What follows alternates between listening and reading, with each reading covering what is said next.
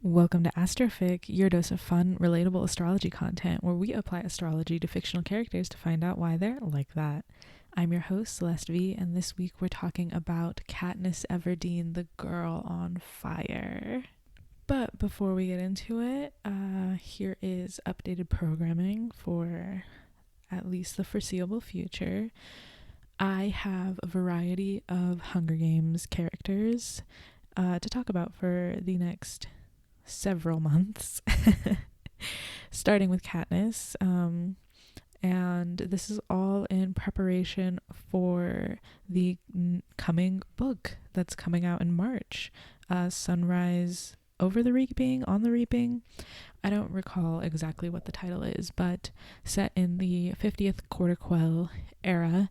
I am a Hunger Games girly through and through. That is why our very first season had an episode on Peeta Mellark. I go through a Hunger Games resurgence like every year before they started creating new books and movies for the series, and now that like it's back in full force, I am 12 years old again and I'm loving every second of it. We're going to continue with the monthly schedule. I'm a very, very busy bee, unfortunately. I wish I could dedicate more time to the podcast and pump out episodes on a more regular basis for you all, but we're sticking with monthly. We're going to be posting about every third Friday of the month, I believe. So for September, actually, let me see what that day would be for y'all. So for this month, the third Friday should be the 20th. I'm recording this on September the 7th. So ideally I'll have this out for you guys on the 20th of September, and the next episode will be in October. It looks like it'll be about October 18th. So just to keep that in mind, the third Friday of every month, you'll have a new Astrofic to listen to. And for the foreseeable future, it will be solely on Hunger Games characters. So if that's not your vibe, well, we'll see you next year, I guess. But hopefully everybody is into it regardless of the source material of the character. So like I said, I'm going to be a very busy bee. I'm applying to graduate schools this fall, so I'm going to be losing my freaking gourd. But hopefully I won't fall off of the schedule that I've set for myself like I have in the past. Also, just like little updates on me, I have recorded episodes with Un Poquito podcast, so if you have not seen those already, please check them out on YouTube, Spotify, wherever you get your podcasts. It was so much fun. Thank you again to the guys for having me on. It was really, really great. Loved hanging out with you guys. We talked about academia, higher academia, especially through the lens of a Latina person, as well as a lot of astrology. So if you guys want a bit more of a casual thing rather than like the Astrofic parameters and guidelines that we go through every week, check out those episodes. I talk about it much more casually and much more in a like teaching sense rather than here on Astrofic, where I kind of assume that everybody gets the basics and the general gist of astrology and the very basic placements and stuff like that. So without further ado, let's just jump right in. Katniss Everdeen, Girl on Fire. She is the only character in the Hunger Games to have a canonical birth date. Her birthday is May 8th. The only reason we know this is because she says that her birthday happens like right before the reaping, so she's like able to take out more tesserae and get more food and oil for her family before the Hunger Games and the reaping occurs when she turns 12, I believe. So her birthday is May 8th, which makes her a Taurus. Stan, we love. Okay, so we're gonna start there really quick. Just a really quick overview. Actually, that's all I'm giving you guys about that. She's a Taurus sun, but we're gonna jump to her rising sign. So I gave her an Aries rising because literally, of course, Katniss Everdeen, the Girl on Fire, is Mars ruled. Are you kidding me? And of course it's Aries because it's a fire sign. Who do you think I am? if I did not give her a Mars rulership. I think that the Aries is like a good rising sign for her because Scorpio is the other Mars ruled sign, but Scorpio is a lot more reserved. I feel like she tends to be much more explosive than people tend to give her credit for. You know what I mean? Like everybody's like, oh, moody, gloomy teenage girl, and it's like, yes, she is that, but not every moody, gloomy teenage girl has the capacity to explode on others the way that Katniss Everdeen does. Additionally to that, she often acts before thinking, but it usually works out. And I think that is like a little bit of the Mars influence of she's taking action without really thinking it through. I think this is so funny, especially when it comes to like the things that people want her to think about, like in Catching Fire when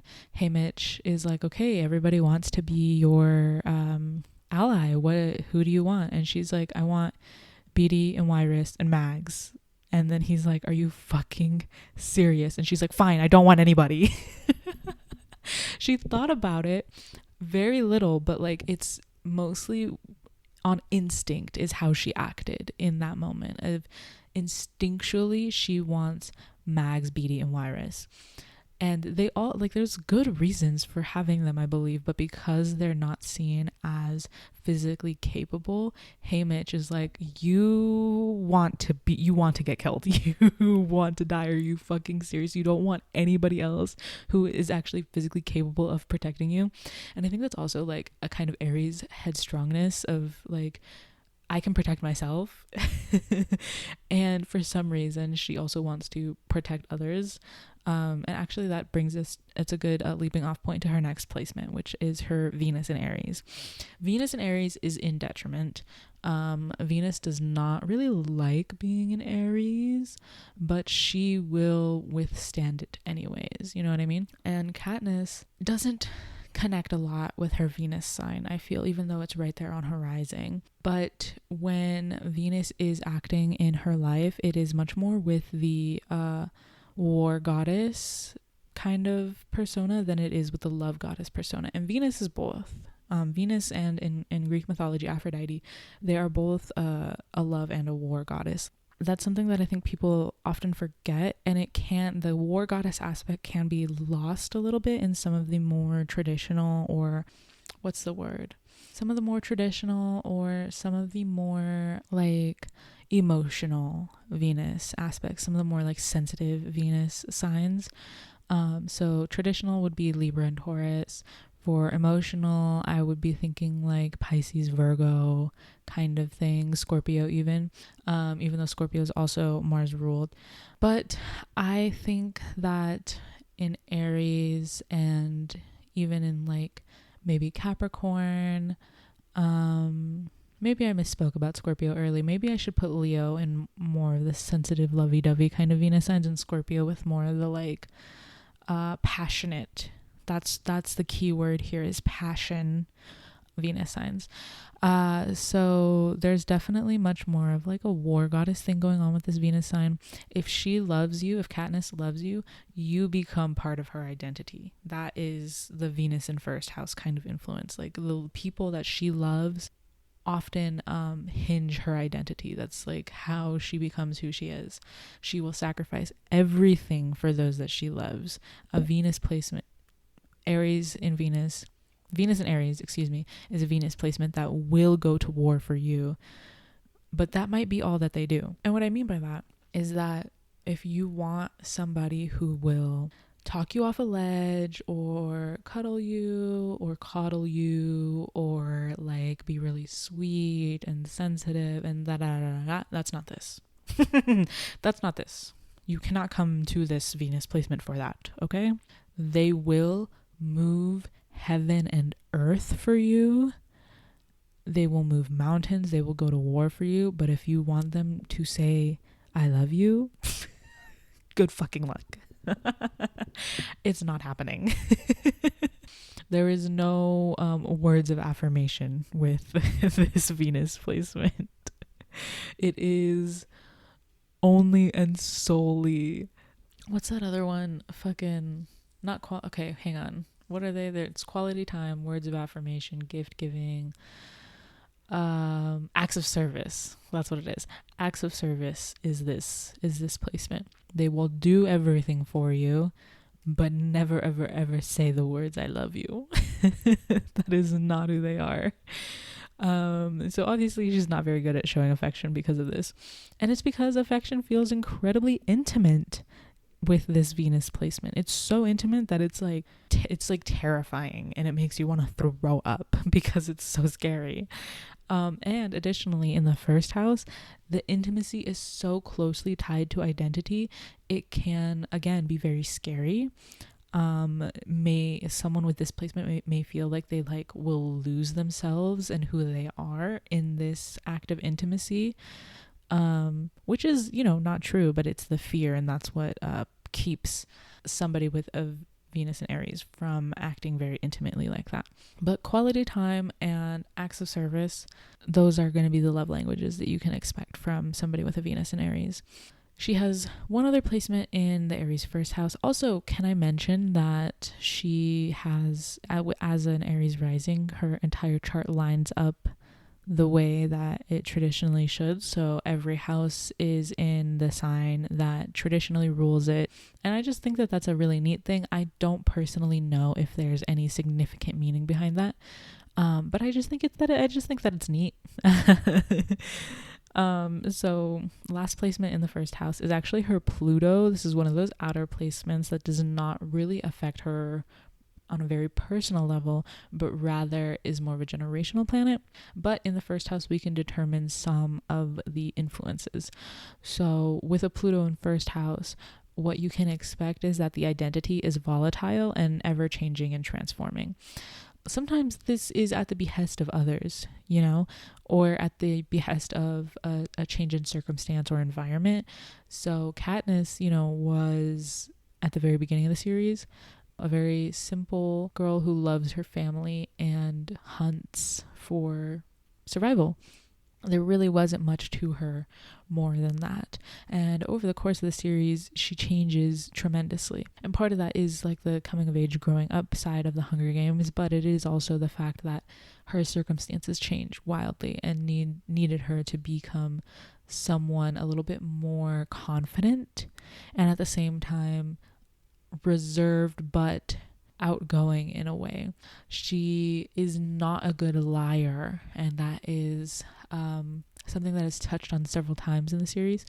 But when it comes to lying to the people of Panem, it's somehow easier for her. Peeta and her were never engaged. She never had a baby, but she was never pregnant, but people believed all of that. And whether you say that it was just the people at Capitol believed that, I don't necessarily agree with that, because we see when she goes to District 8 in Mockingjay Part 1, or the first half of the Mockingjay books, people are asking her what happened to the baby, and she says that she lost it. And we see everything through her eyes, but there's no indication that they know that she's lying. Usually she can tell when somebody knows that she's lying.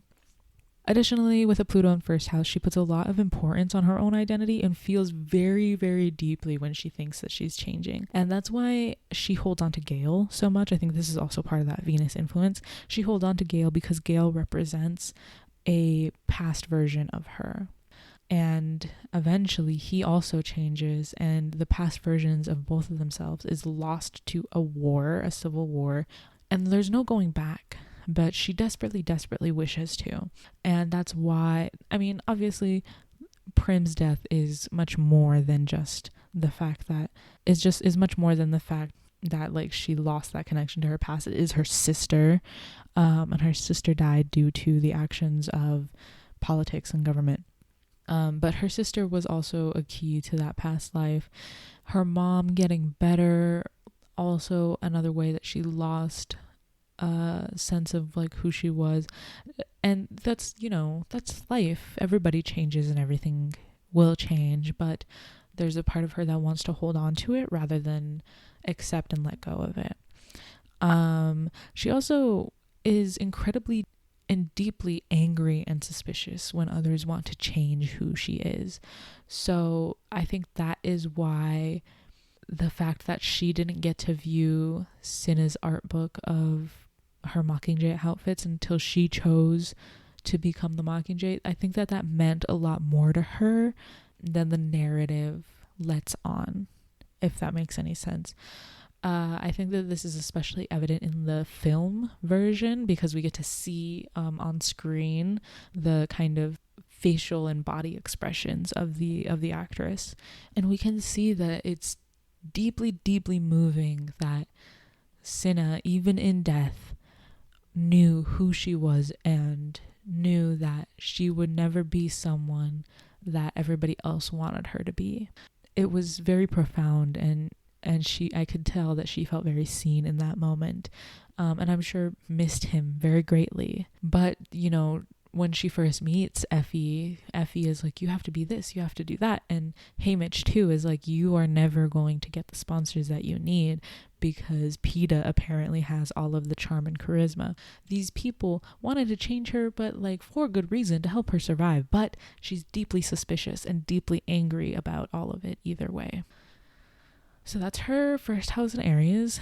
So if you are unfamiliar with the Wheel of the Zodiac and how it cycles through, we will be going absolutely in order of the Zodiac because her rising sign and first house is in Aries. So if you are familiar with the order of the Zodiac, you will know that the next house is the second house with Taurus.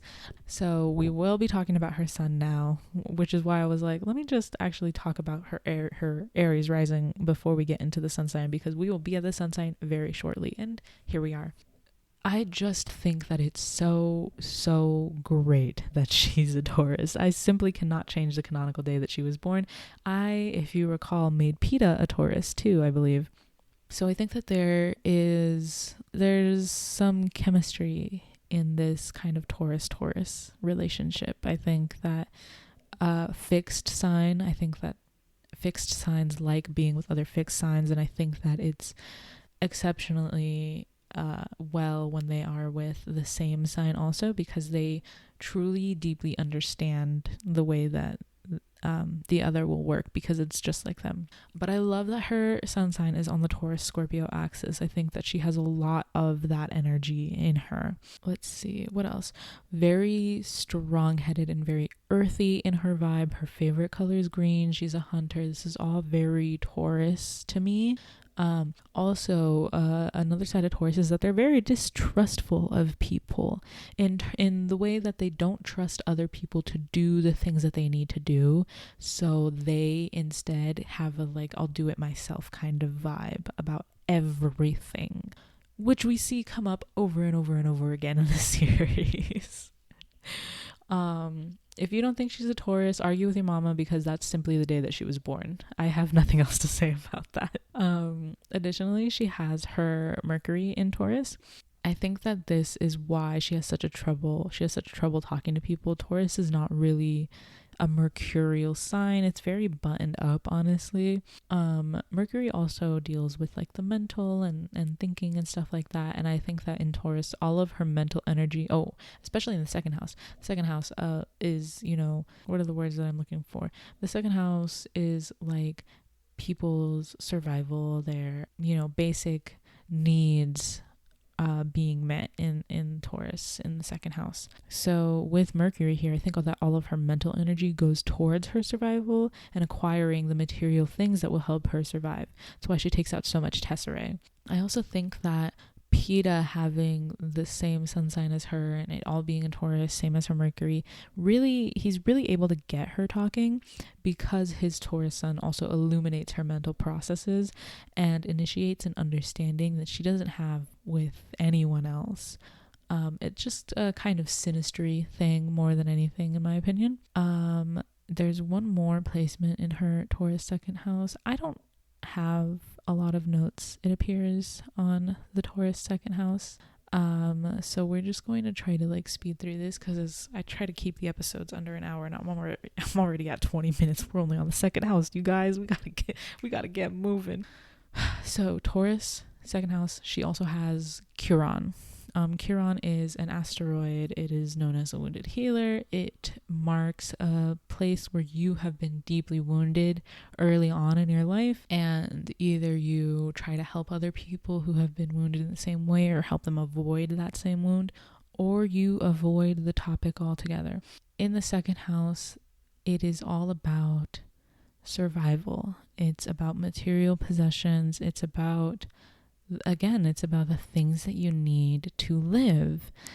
And so with Chiron here, this is quite literally the area of her life that causes her the most grief. And it's also why PETA was mildly triggering for her at first, and why she has to work so hard to get through that so she can trust him and things of that nature, because PETA did not have to worry very much about his day-to-day survival. That was more or less taken care of. He didn't have to worry about Tesserae or anything like that. But she did, and so she doesn't really trust the baker boy, even if he did give her bread one time. And, you know, it was out of the kindness of his heart, but at first she did not really believe that anybody could be that kind.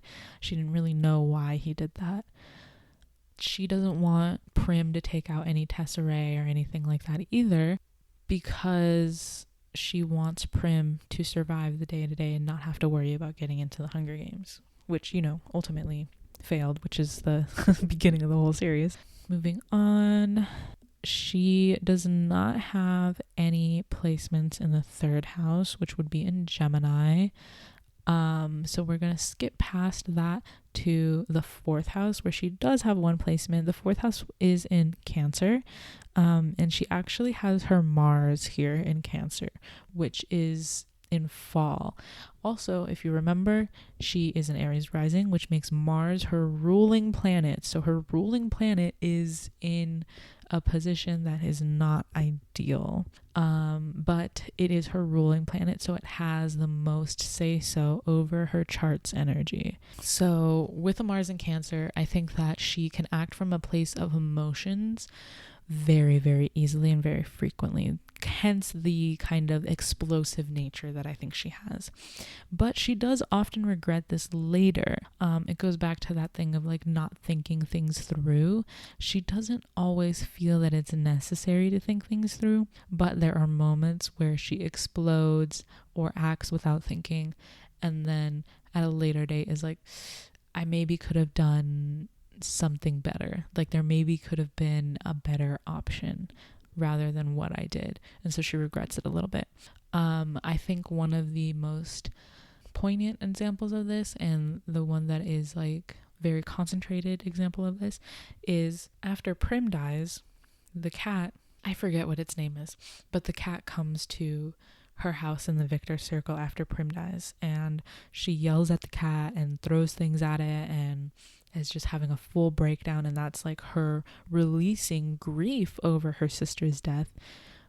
But she does immediately regret exploding on the cat like that, because it didn't deserve that, and she knows in her heart that it is the last remaining living remnant of her sister. Also, I think that she has a tendency to jump to conclusions from a place of emotion. So in like the first book and the first movie, after their interviews for the Hunger Games, she corners PETA and pushes him up against a wall, right, and pins him there and yells at him that you made me look weak, because he confessed to having feelings for her. And really, that is coming from a place of emotion. She felt very overwhelmed and embarrassed by this revelation, and especially that she didn't know that he was going to say that, and also didn't know that that was necessarily true. And she jumps to conclusions and assumes that he's making her look weak and things of that nature. And Haymitch chimes in ever so wise and says, he made you look desirable, which is important in the Hunger Games. Let's see what else. Everything that she does is for her family first. So this is in the fourth house of home and family, the mother, and your inner world, and things of the, like, just everything that has to do with feeling comfortable and safe. And with Mars here and in Cancer, everything that she does is for her family first.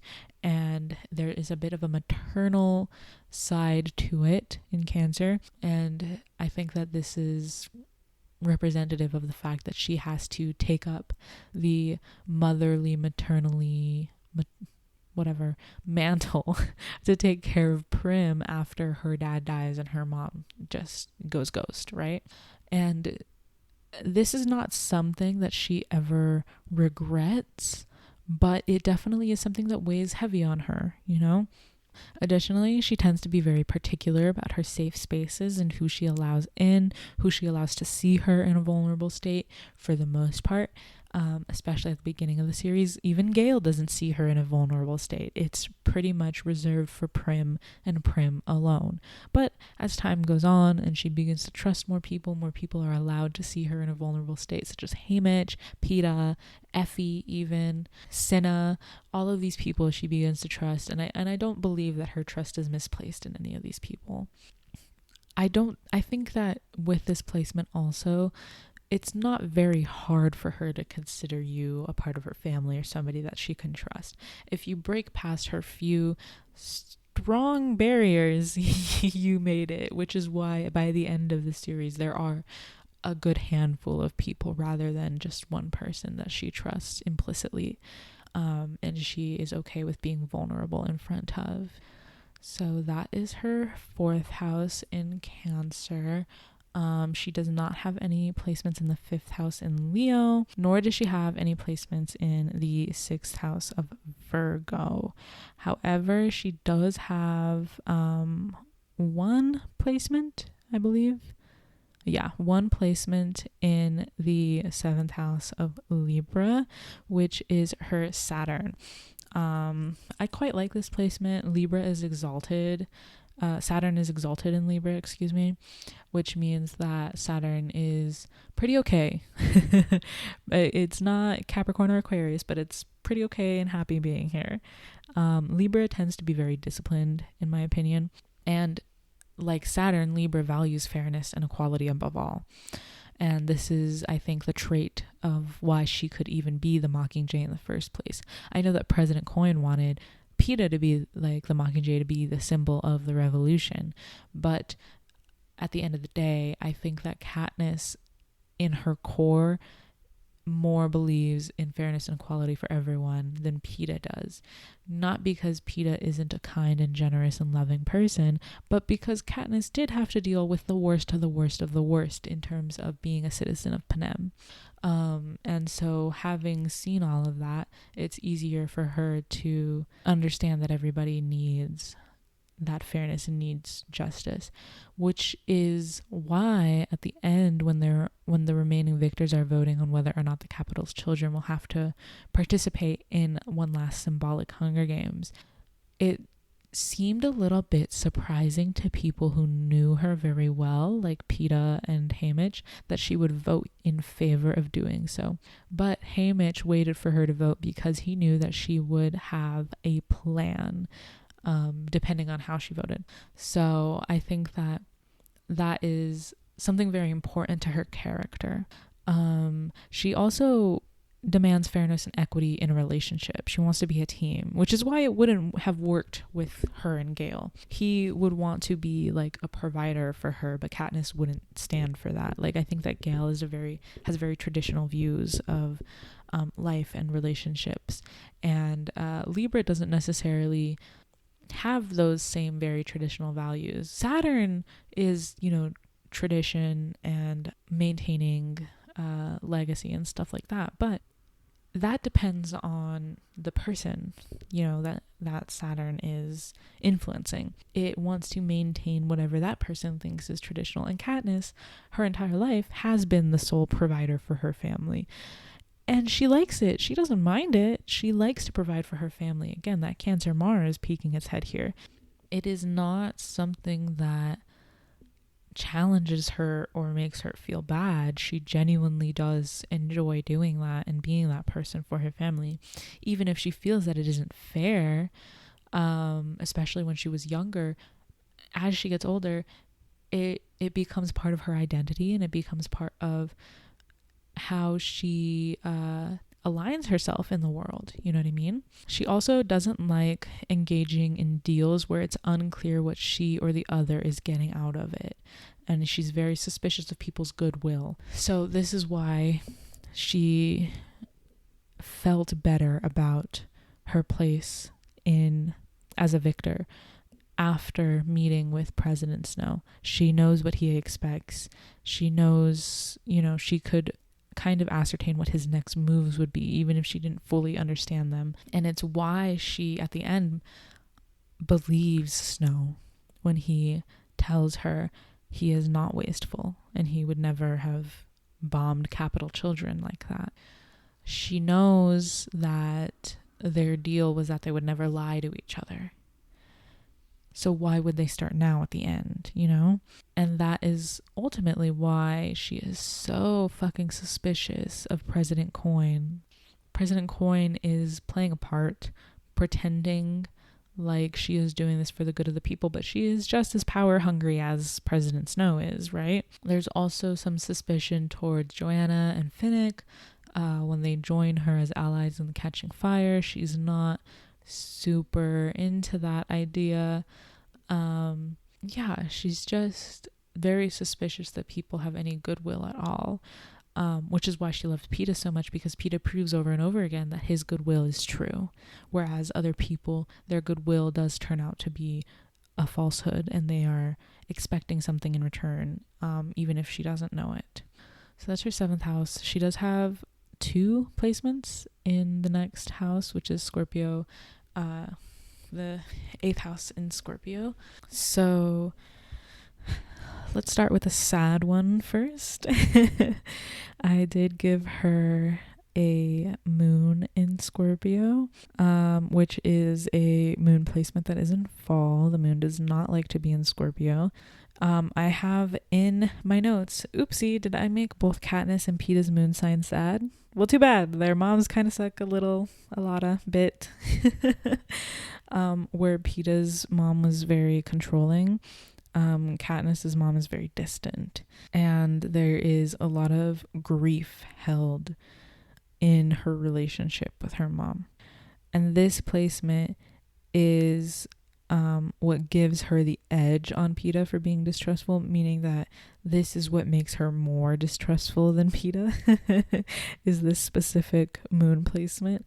I think that Peeta can grow to become trustful of people quite quickly, and Katniss takes much longer to warm up.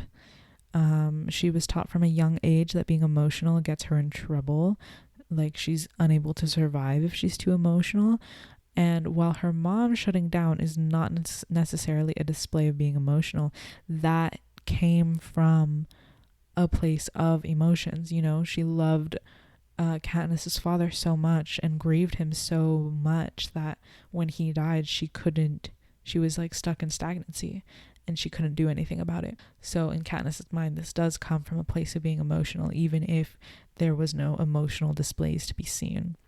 Additionally, she hates showing emotion in front of others, keeps it very buttoned up, very much so, does not like other people seeing her being emotional, whether that's crying or anger or anything. She wants to be as neutral as possible, especially in front of the cameras. I think that the only time the audience sees her cry in the Hunger Games is when Rue dies. I think that she had some like tears of frustration and pain when she was treating her burn wounds and stuff like that, but overall she was not very emotional. But she does freaking explode when she's alone or in a space that she feels is safe for her.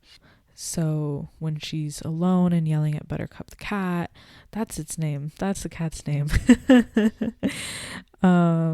When she is with Haymitch and they're going into Catching Fire, the Quarterquell, the 75th Quarterquell, and she just wants Peeta to live. Like, these are, you know, very explosive emotional displays that only happen when she is alone or somewhere that she feels is safe. She knows that Haymitch would never chastise her for being emotional because it so rarely happens.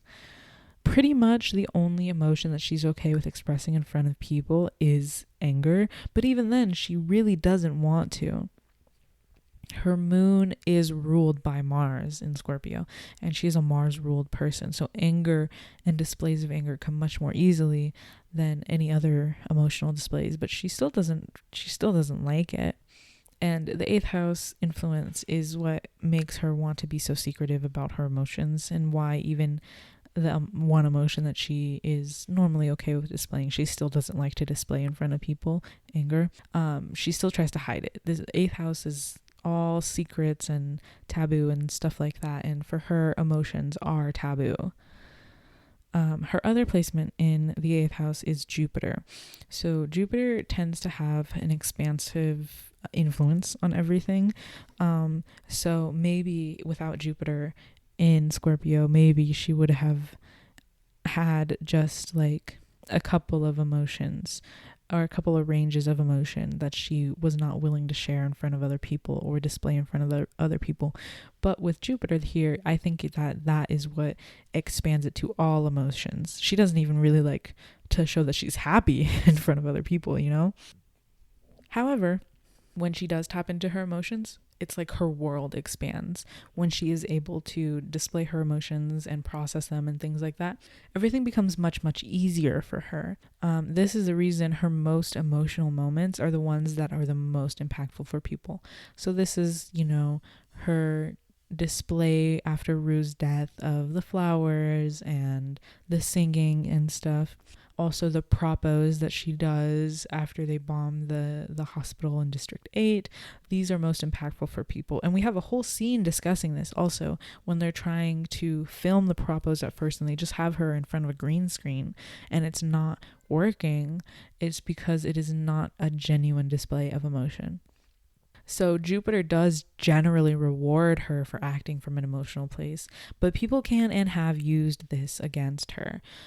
So the few times that she does display her emotional state, President Snow sees it, latches onto it, and finds her weaknesses, which is what pushes her backwards into not wanting to show her emotions at all.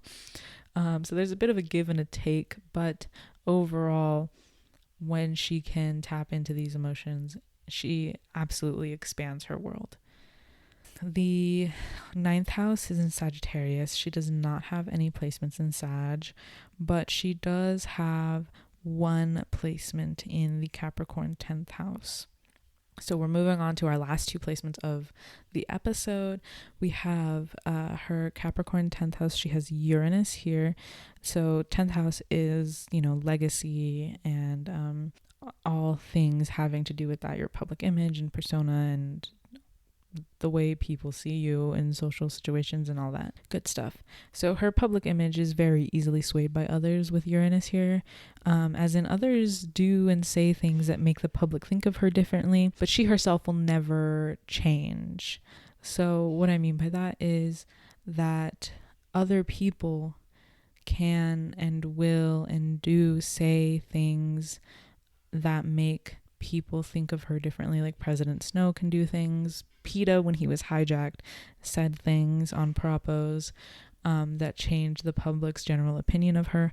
But Katniss will never change to accommodate those expectations. She will always be who she wants to be. That's like a bit of the Capricorn stubbornness there.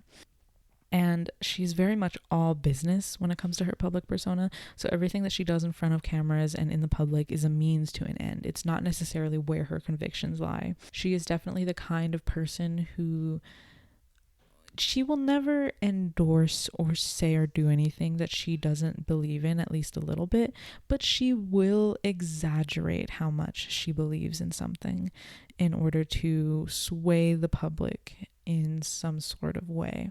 And I think that Uranus here is also representative of how quickly and often her public persona flip-flops, and how very easy it could have been for her legacy to have been that she was a martyr. You know what I mean?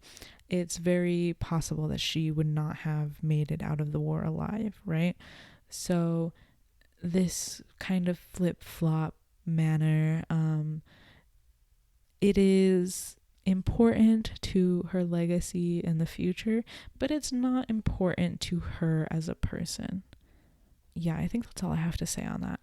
So we're moving on to the last placement of the episode, which is in the Aquarius 11th house. She has no placements in Pisces, so sorry, 12th house, it's empty. The 11th house in Aquarius does have the Neptune placement. Again, Neptune, Uranus, Pluto are all generational planets, so they have less effect on her personally, but in the house that it's in, we can determine how it affects her on a more deep level like that.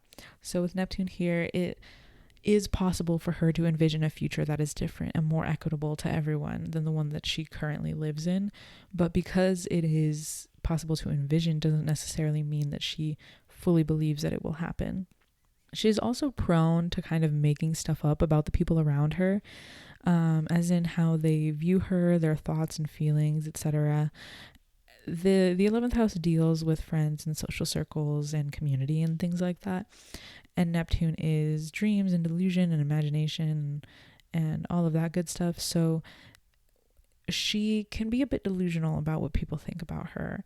And it's usually in a negative way, which I think is that Scorpio moon influence. She doesn't view herself very positively, so she can't imagine that others will view her very positively. And also this is due partly because in part because she has a hard time connecting to people. So she's often incorrect in a very self-deprecating way. She doesn't really know how to connect with people. Aquarius, while it does, rule the 11th house and community and all that stuff, it is an air sign, and it's fixed, and it is kind of a sign of detachment. So it can be, it does represent kind of the back and forth struggle of making connections with people. It's not always easy to make friends. It's not always easy to maintain connections and stuff of that nature. And I think that Aquarius embodies that really well. And with Neptune here, it is a little bit harder to believe that the people around you are as they say that they are. You know what I mean? So she does have trouble believing that sometimes, and sometimes that makes her think that people view her more negatively than they actually do. And that's just her own personal feelings about herself influencing how she thinks the people around her feel. All right, well, that's the end. That's the end of her birth chart. Katniss Everdeen, the girl on fire. The next episode, so the episode that comes out in October, will either be on Haymitch Abernathy or on President Snow himself. I'm not sure yet. Maybe it'll be a wild card. Maybe it'll even be Lucy Greybeard. But as of right now, I believe that those two episodes are the ones that are closest to completion when it comes to my notes. So you can expect probably one of those two to be up next month, and whichever one doesn't go up next month will be up in November, the month after. So yeah, I hope you guys enjoyed this episode. Thanks for tuning in. You've been listening to Astrofic, your favorite astrology podcast hosted by me, Celeste V. If you're listening on Spotify or Apple Podcasts, please don't forget to leave a rating and review. If you're one of our new YouTube listeners, please leave a like and a comment. We'll see you next time. Thank you. Love you. Bye.